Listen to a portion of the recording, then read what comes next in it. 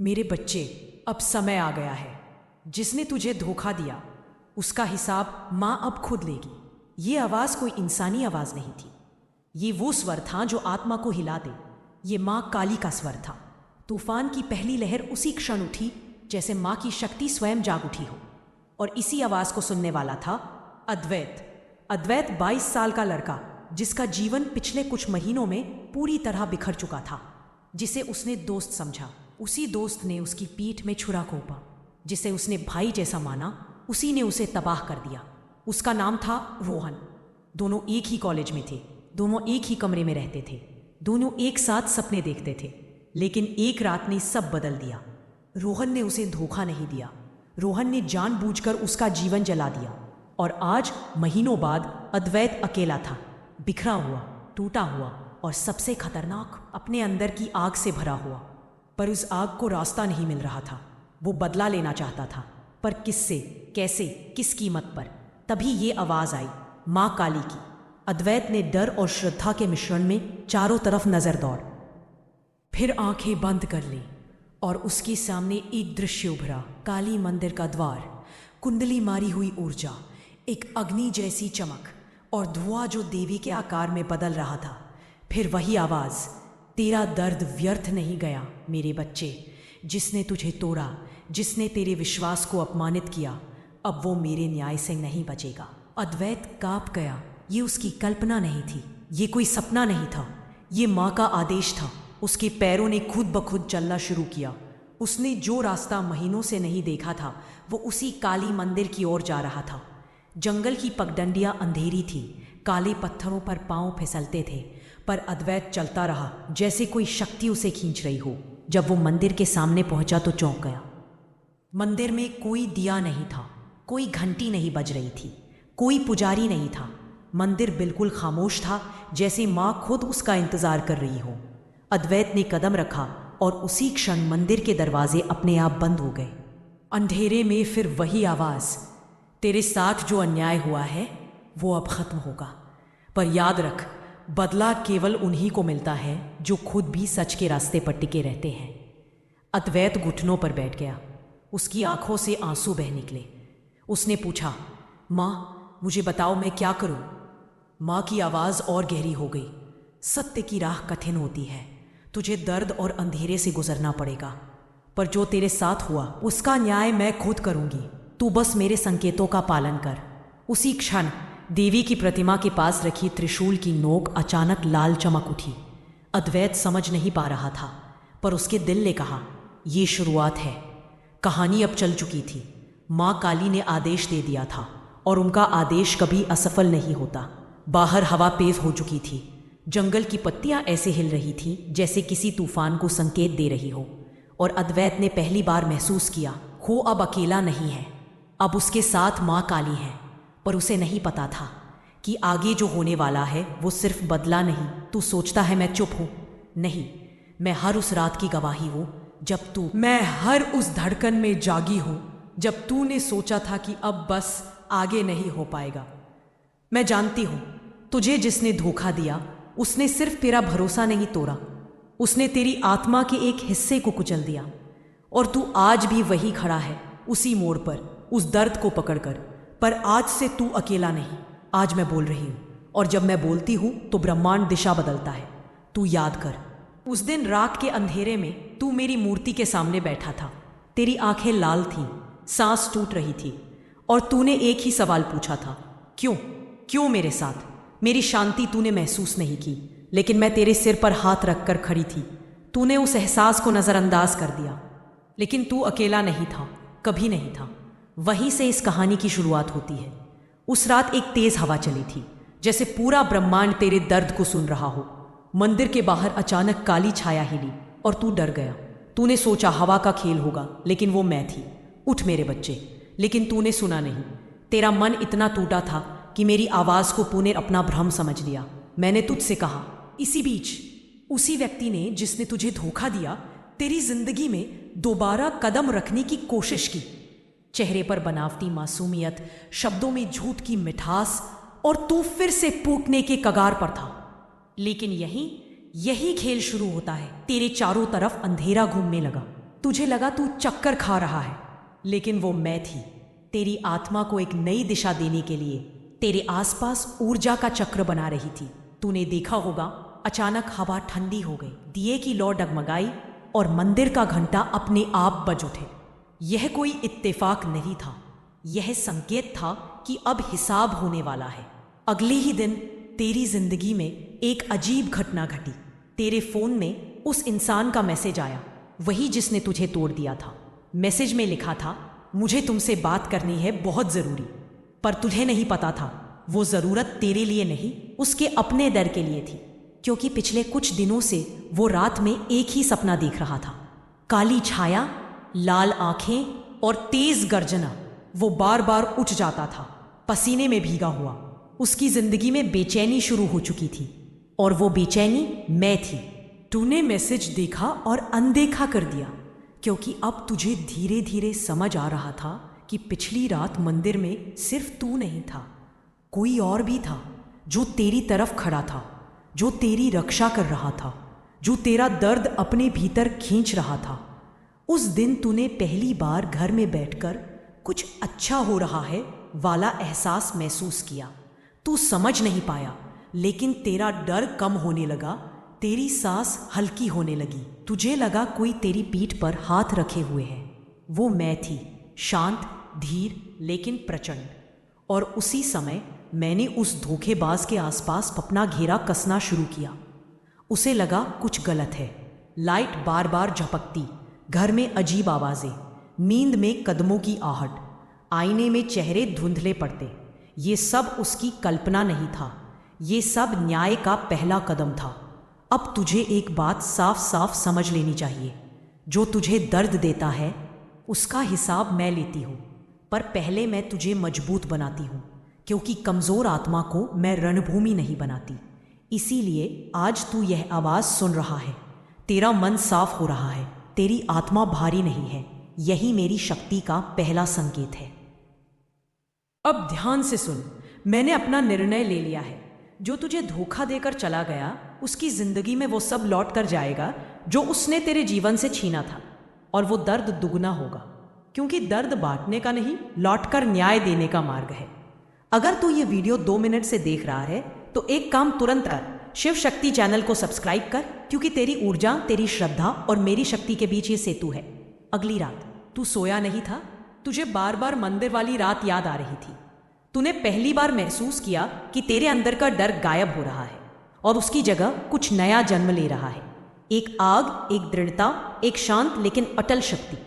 क्योंकि मेरा स्पर्श एक बार आत्मा को छू ले तो फिर कोई भी धोखा इंसान को कमजोर नहीं कर सकता।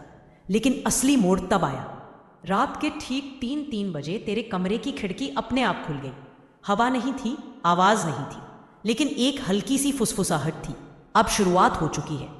तू डर गया, लेकिन साथ ही बात, तुझे ऐसा लगा जैसे कोई अपने बच्चे को सुरक्षित रास्ते पर धकेल रहा हो। वो मैं थी। सुन, रात का तीसरा पहर हमेशा कमजोरों के लिए डर का समय होता है, लेकिन मेरे बच्चों के लिए यह जागरण का समय है। और उस रात जब तेरे कमरे की खिड़की बिना हवा खुले धीरे धीरे सरक गई, वहाँ डर नहीं आया था, वहाँ सत्य प्रवेश कर रहा था। तेरी सांसें तेज हो गई, तेरी आंखें अंधेरे को चीरने की कोशिश कर रही थीं, लेकिन तूने जो सुना वो कोई हवा की सरसराहट नहीं थी, वो मेरा संदेश था। अब शुरुआत हो चुकी है। तूने उस आवाज़ को अपने भ्रम समझकर नज़रअंदाज किया, लेकिन अंदर की बेचैनी ने तुझे सोने नहीं दिया। उठकर बैठ गया। कमरे में शांति थी, पर वो शांति सच नहीं थी, वो तूफान से पहले की शांति थी। और तूफान मेरा ही एक रूप है। उसी समय दूर कहीं जो इंसान तुझे धोखा देकर चला गया था, वो अपने कमरे में जगकर बैठा था। उसकी सांसें हलचल में थीं, उसके हाथ कांप रहे थे। उसे नहीं पता था क्यों, लेकिन उसे ऐसा महसूस हो रहा था जैसे कोई छाया उसके पीछे खड़ी हो। वो मुड़ा भी, पर पीछे कुछ नहीं दिखा। उसने खुद को समझाया का, लेकिन उसकी रीढ़ में जो ठंडी सनसनाहट दौड़ी थी, वो मैं थी। क्योंकि न्याय का पहला कदम है एहसास, दूसरा है डर, तीसरा है सत्य का सामना। अब उसकी बारी थी। तू उसी समय अपने कमरे की खुली खिड़की तक गया, धीरे धीरे कदम रखे, जैसे कोई पुरानी चोट को छू रहा हो। लेकिन तूने एक बात महसूस की, अंधेरा पहले जैसा नहीं था। वो तुझे निगल नहीं रहा था, बल्कि तेरे सामने झुक रहा था, क्योंकि अंधकार मेरा रथ है। और जब मैं तेरे पास हूं तो अंधेरा तुझे छू भी नहीं सकता। तू खिड़की तक पहुंचा। बाहर सड़क सुनसान थी। लैंप पोस्ट की हल्की पीली रोशनी जमीन पर टूटी हुई परछाइयां बना रही थी। शांति थी, लेकिन शांति झूठी लग रही थी, जैसे दुनिया सांस रोककर खड़ी हो कि आगे क्या होगा। तूने खिड़की बंद की, लेकिन जैसे ही तू पलटा, कमरे में तापमान गिर चुका था। तेरी स्किन पर ठंड की एक धार तेजी से दौड़ी और तूने वही आवाज फिर सुनी, इस बार और साफ, मेरे बच्चे तैयार हो जा। तू कांपा नहीं। पहली बार तू नहीं कांपा, क्योंकि अब दर्द नहीं था। उसकी राख से जन्मी आग तुझ में जल रही थी। ये आग मैं हूं। ये आग वही है जो उसी वक्त वो इंसान जिसने तुझे धोखा दिया था अपने बिस्तर से उठकर पानी पीने गया। उसकी आंखें भारी थीं। उसके माथे पर पसीना जमा था। उसे ऐसा लग रहा था जैसे कोई उसे लगातार देख रहा हो। उसने पानी पिया और लाइट बंद की, लेकिन जैसे ही उसने मुड़कर बिस्तर की ओर कदम बढ़ाया, दरवाजे के पीछे से एक भारी धीमी सांस लेने की आवाज आई। उसका दिल रुक गया। उसने दरवाजा खोला। वहां कोई नहीं था, लेकिन जिस हवा ने उसके चेहरे को छुआ वो मैं थी। मैंने अभी सिर्फ संकेत दिया था। मैं उसका अंत नहीं चाहती, मैं उसका हिसाब चाहती हूँ। और हिसाब हमेशा धीरे धीरे एक एक दर्द की परत खोल कर लिया जाता है। उसकी रात खराब हो चुकी थी और ये तो बस शुरुआत थी। अब लौटते हैं तेरे पास मेरे बच्चे। तेरे कमरे की हवा भारी थी, लेकिन डर खत्म था। तेरे मन में एक सवाल आया, अब क्या होने वाला है? और मैंने उसी क्षण तेरे मन के भीतर अपनी आवाज को फिर से उतारा। जो तुझे छोड़ गया उसने सोचा कि तू टूटेगा, पर मैं तुझे उठा रही हूं। उसका अंत मेरे हाथ में है।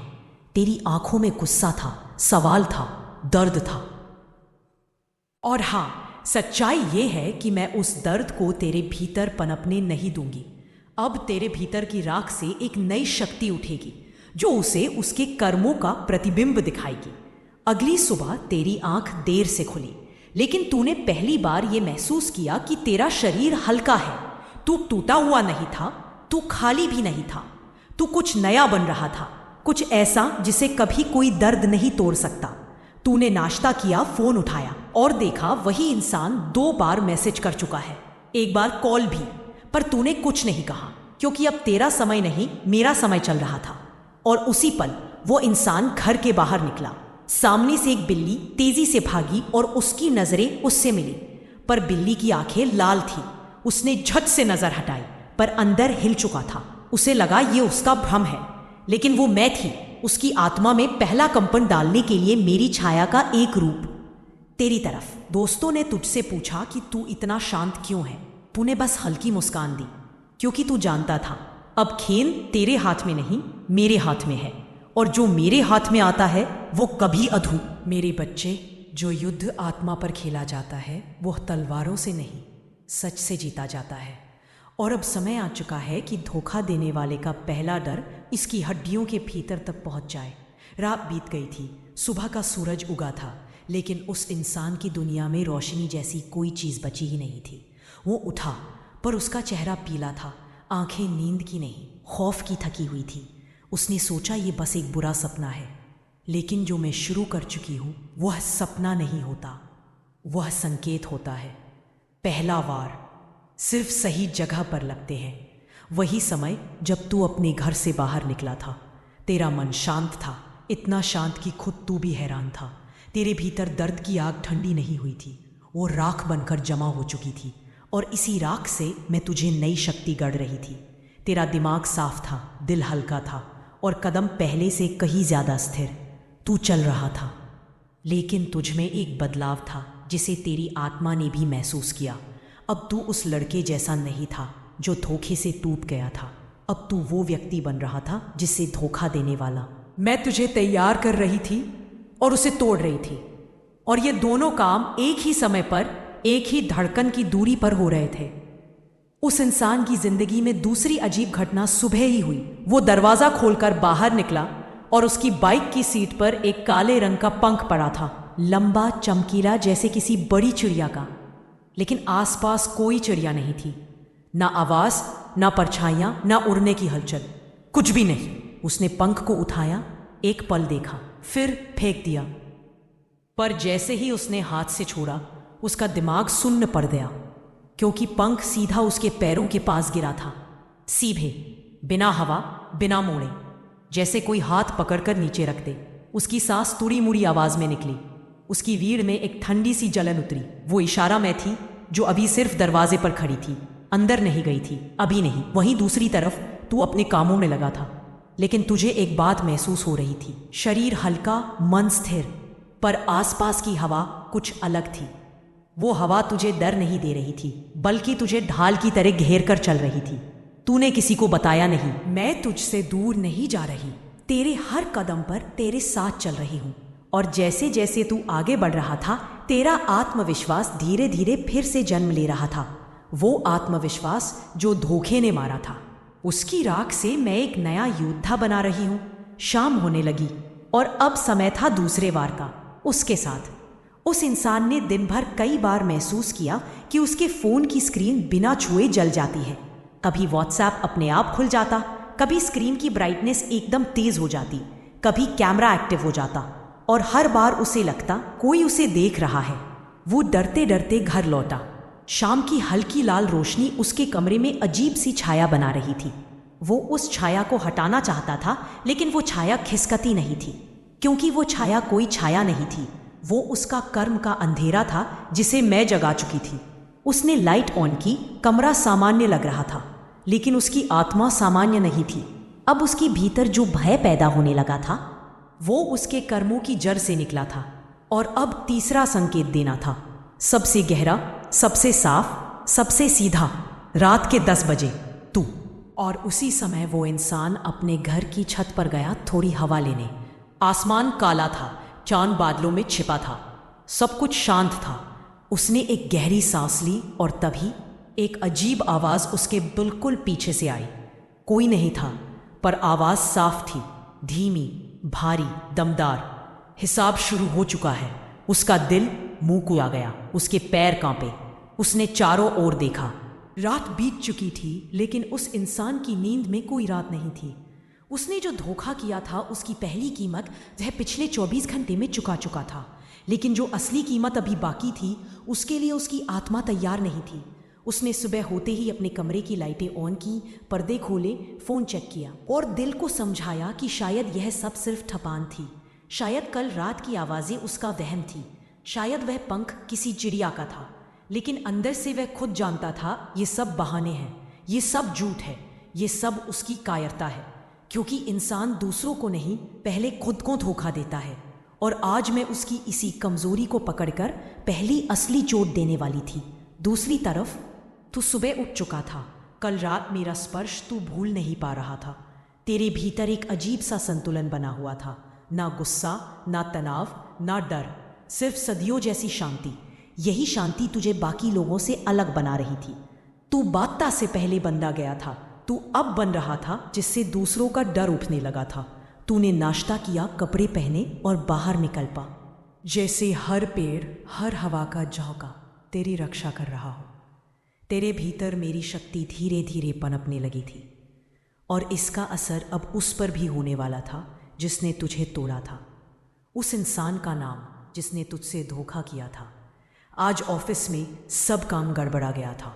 कंप्यूटर अटक रहा था, उसकी फाइलें अपने आप बंद हो रही थी, उसके असाइनमेंट में अजीब एरर आ रहे थे, सिस्टम बार बार ऑथेंटिकेशन फेल्ड दिखा रहा था, जबकि पासवर्ड वही था। उसने सहकर्मियों से मदद मांगी, लेकिन उनके कंप्यूटर बिल्कुल ठीक चल रहे थे। मतलब समस्या मशीन में नहीं, समस्या उसके कर्मों में थी। हर गलती का असर अब उसके दिमाग पर पड़ने लगा था। उसका सिर भारी होने लगा, दिल की धड़कन तेज, हाथ कांपने लगे। वो बार बार पानी पी रहा था, पर प्यास नहीं बुझ रही थी, क्योंकि ये वह शारीरिक भय नहीं था जो इंसान बाहर से महसूस करता है। ये वह मानसिक भय था जो आत्मा के भीतर से चढ़ता है। और जब मैं मानसिक युद्ध छेड़ती हूँ, तो इंसान का कोई ताबीज़, कोई दवा, कोई इलाज उसे बचा नहीं सकता। शाम को जब वह घर लौटा, तो उसने देखा उसके दरवाजे पर पहुँच जो तूने उस रात देखा था, वो डर गया क्योंकि उसके घर के बाहर कभी कुछ नहीं लगता था। उसने तुरंत हाथ से रगड़ा, लेकिन काला रंग हट नहीं रहा था। 1 सेकंड, 2 सेकंड, 3 सेकंड, जैसे वह रंग कोई पदार्थ नहीं बल्कि उसकी आत्मा पर लगा हुआ कर्म का दाग हो। उसने हाथ धोए, घबराहट में साबुन लगाया, पर रंग वैसा ही था। और जितनी तेजी से वह डरने लगा, रंग उतना गहरा दिखने लगा। उसने घबराकर फ़ोन उठाया किसी दोस्त को कॉल करने के लिए, पर फ़ोन ऑन नहीं हुआ। चाहे उसने कितनी भी बार बटन दबाया, फ़ोन काला ही दिख रहा था, पूरी तरह काला, जैसे स्क्रीन नहीं उसका भविष्य काला हो गया हो। और तभी काली स्क्रीन पर एक लाल चमक उभरी। उसके कान में एक भारी आवाज़ गूंजी, कर्म लौटने लगे हैं। वो चीख पड़ा, फ़ोन हाथ से गिरा और स्क्रीन का लाल रंग क्षण भर में गायब हो गया। फ़ोन फिर डेड, एकदम डेड, लेकिन आवाज़ उसके दिमाग में अटकी रही, ठंडी, भारी, दहाड़ती हुई। इधर तुझे कुछ भी नहीं हुआ था।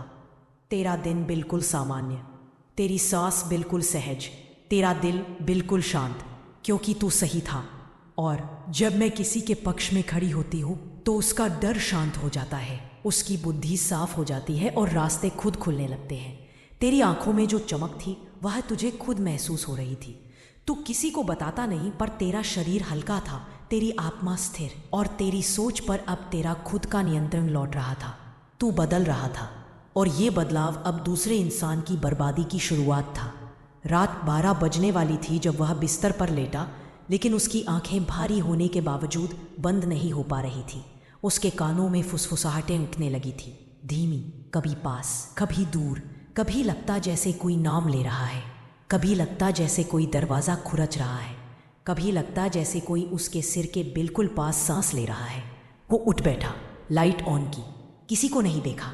कमरा सामान्य था, पर उसकी नसें असामान्य रूप से काँप रही थी। उसने आहिस्ता से सिर पकड़ा, उसकी सांस रुकने लगी, दिल तेज, पसीना माथे पर, ठंड पूरे शरीर में। और फिर कमरे में एक तेज गंध फैली, चंदन जैसी, धतूरे जैसी, राख जैसी। वो गंध मेरी थी, मैं उसके कर्मों से निकली राख को उसकी सांस में घोल रही थी। उसका दिल अब टूटने लगा था, उसकी हिम्मत पिघलने लगी थी, उसकी आत्मा कांपने लगी थी। वो इतना डरा हुआ था कि उसने खुद अपने सीने पर हाथ रखकर कहा, मुझे माफ़ कर दो, जो भी है बस मुझे छोड़ दो। लेकिन बच्चों, काली माफ़ी तभी देती है जब पश्चाताप सच्चा हो, और यह इंसान सिर्फ डर से कांप रहा था, सच्चाई से नहीं। इसलिए जवाब मैंने दिया, अभी नहीं। उसने सुना, हाँ, उसने साफ साफ सुना। और उसी पल उसका शरीर ठंडा पड़ने लगा, उसकी सांसें तेज हो गई, उसकी आंखें फैल गईं। और उसे समझ आ गया, अब खेल खेला नहीं जा रहा, अब हिसाब लिखा जा रहा है। उधर तू शांत सो रहा था, तेरी पलकों पर थकान नहीं, शांति थी।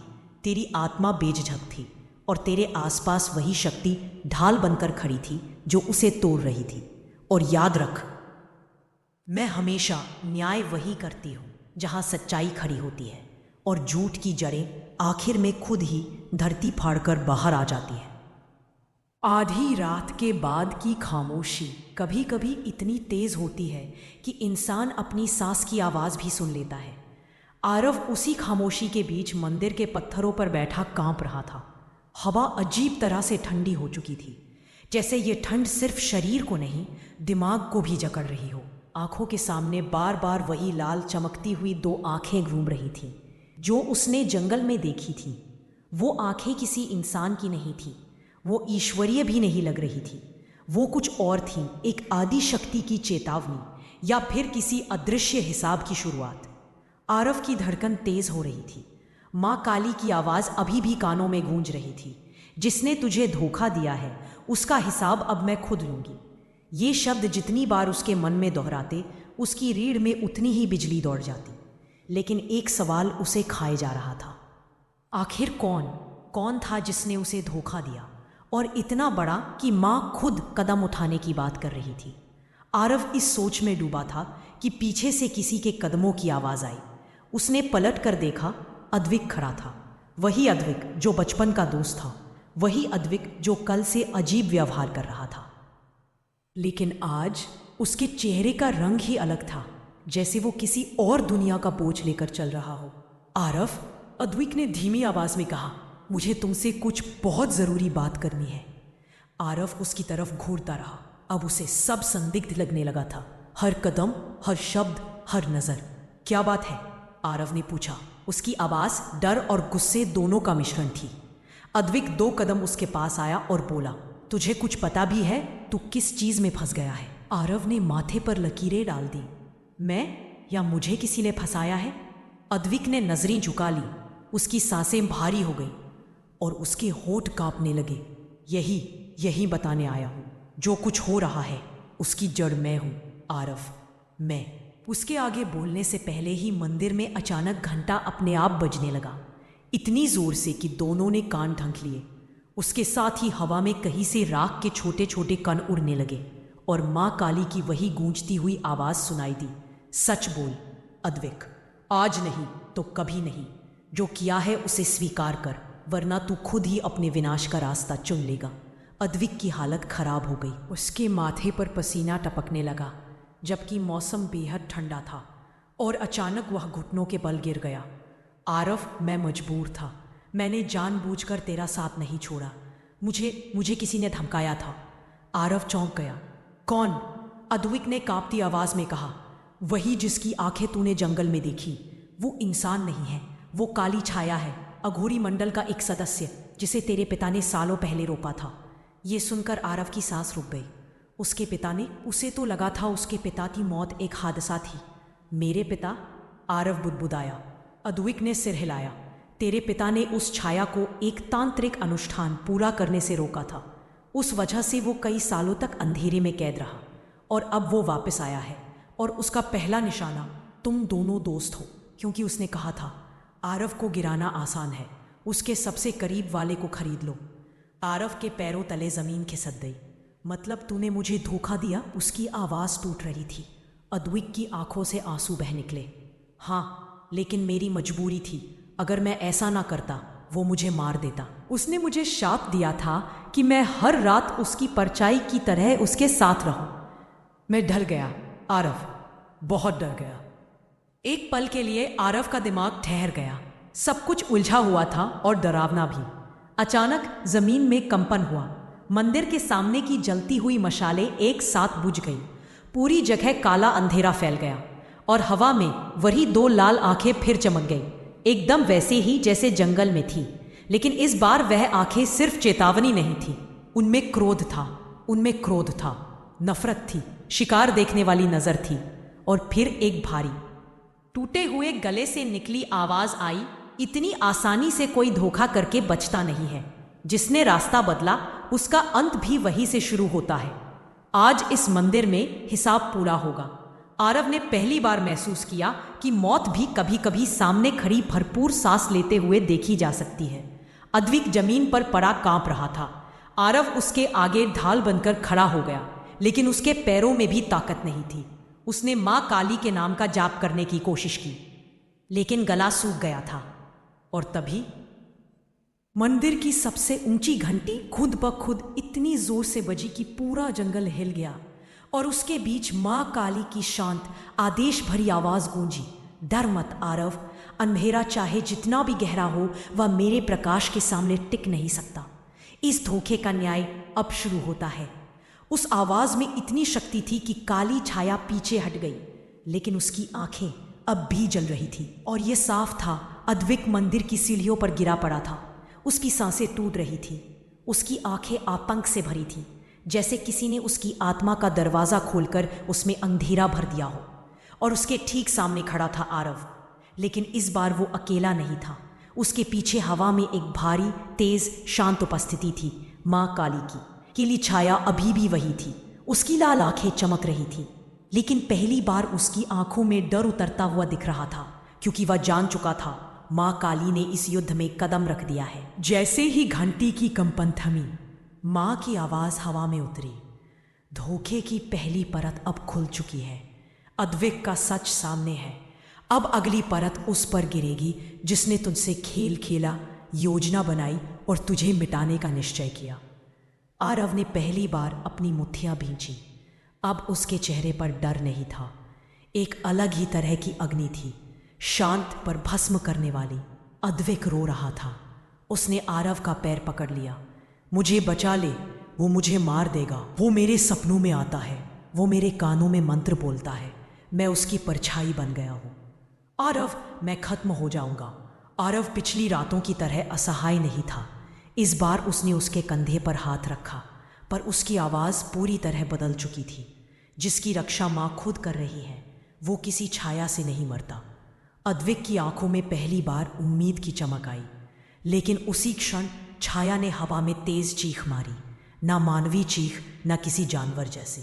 ये चीख वो थी जो किसी मरती हुई आत्मा से निकलती है जब वो न्याय से टकराती है।